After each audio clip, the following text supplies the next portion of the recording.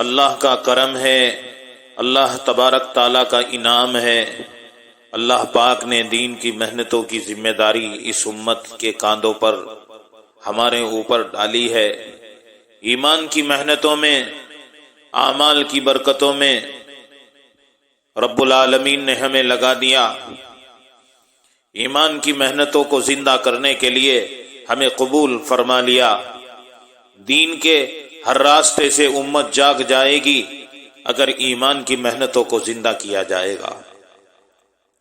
اس دور میں دین کی فکروں کو لے کر، دین کی خدمت کو لے کر چلنا اور اللہ رسول کی بات کو دنیا کے کونے کونے میں پہنچانے کے لیے فکریں کرنا، اپنی جان مال لے کر نکلنا، اس کے لیے جمع ہونا، جو بھی کاوش و قربانی ہو دے ڈالنا، یہ سعادت مندوں کو نعمت نصیب ہوتی ہے میرے بھائی۔ جی میں تو قاعدہ پڑھ لیا، جی میں تو قرآن پاک پڑھ لیا، میں تو حدیث پڑھ لیا، اچھی بات ہے پڑھ لیے، اللہ قبول فرمائے، لیکن وہ پارا تو بتا جس میں صحابہ کرام کی قربانی کا ذکر نہ ہو، وہ حدیث تو بتاؤ جس میں صحابہ کرام کی دین کی محنت کے انداز نہ ہو۔ آج امت سود کھلے عام کھانے لگی، گانا بجانا گھر گھر عام ہو چکا، اولاد ماں باپ کو دھکے مارنے کا دور شروع ہو گیا۔ آج تجارت میں 90% بے ایمانی چل رہی ہے۔ تو میں کہہ رہا ہوں، بتاؤ اس دور میں بھی کیا ہمیں جاگنے کی ضرورت نہیں ہے؟ بے باکی سے گناہ کرنے کی ضرورت ہے یا پھر بے باکی کے ساتھ دین کی محنت کی ضرورت ہے؟ وہ کون سی حدیث ہے جس میں ناموس رسالت کا اور ختم نبوت کا ذکر نہ ہو؟ مجھے بتائیں گے؟ لوگ ایمان سے نکلتے جائیں اور ہم اپنی حمیت کو مار کر بیٹھ جائیں۔ امت کا پہرا دینے کے لیے صحابہ اکرام نے حق ادا کیا تھا، اللہ کی عزت و جلالت کی قسم۔ حضرت کعب بن مالک رضی اللہ تعالیٰ عنہ کسی وجہ سے ایک بار اللہ کے راستے میں جانے سے پیچھے رہ گئے تھے، ایک بار جبکہ 73 جنگوں میں شریک ہوئے تھے، ایک بار پیچھے رہ گئے۔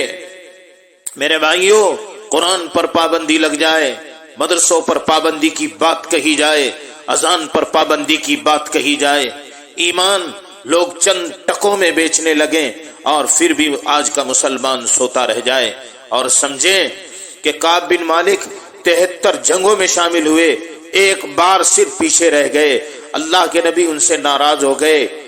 ہم ہمیشہ پیچھے رہتے ہیں اللہ کے راستے میں جانے سے، کیا ہم سے اللہ کے نبی راضی رہیں گے؟ حضرت کعب بن مالک رضی اللہ تعالیٰ عنہ سے 50 دن نہیں بولے آقا۔ کعب بن مالک نے ایک بار یہ نہیں کہا جی ہم تو 73 جنگوں میں گئے تھے، ایک میں نہیں گئے تو کیا ہو گیا، نہیں کہا۔ میرے بھائیوں، آج ہم کہتے ہیں جی ہم نے تو ساری زندگی لگا دی، یہ بولی مسلمان کی نہیں ہے۔ ہم اپنے آپ کو بدلیں اور سارے بدلیں۔ کعب بن مالک سے حضور ناراض ہو گئے کہ ایک بار اللہ کے راستے میں جانے سے چوک گئے۔ یہ کون ہے کعب بن مالک؟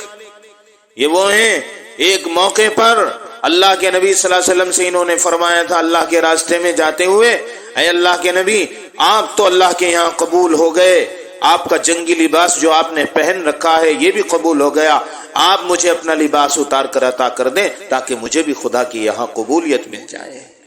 میرے آقا نے اپنا جنگی لباس اتار کر حضرت کعب بن مالک کو عطا کیا تھا، دے دیا تھا، اور میرے نبی نے حضرت کعب بن مالک کا لباس پہنا تھا، خوش ہو گئے، آقا بھی خوش ہو گئے۔ یہ ادائیں تھی میرے نبی کی، یہ ادائیں تھی صحابہ کی۔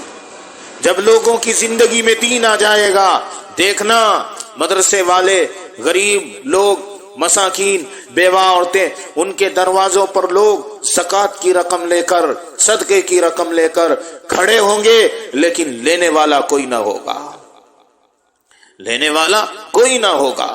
باپ کی فکر کوئی نہیں، ماں کی فکر کوئی نہیں، بھائی بہنوں کی فکر کوئی نہیں، آج اولاد کی فکر کوئی نہیں۔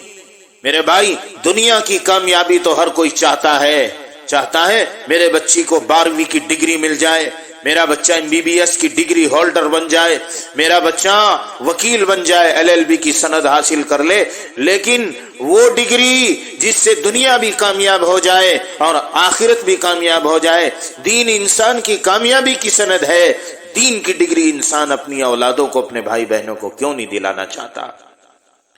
میرے بھائیوں، سوچنے کی بات ہے، سوچنے کی بات ہے۔ اللہ کا کرم ہے، اللہ تبارک تعالیٰ کا انعام ہے، اللہ پاک نے دین کی محنتوں کی ذمہ داری اس امت کے کاندھوں پر ہمارے اوپر ڈالی ہے۔ ایمان کی محنتوں میں، اعمال کی برکتوں میں رب العالمین نے ہمیں لگا دیا۔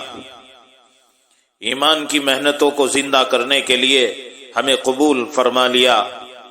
دین کے ہر راستے سے امت جاگ جائے گی اگر ایمان کی محنتوں کو زندہ کیا جائے گا۔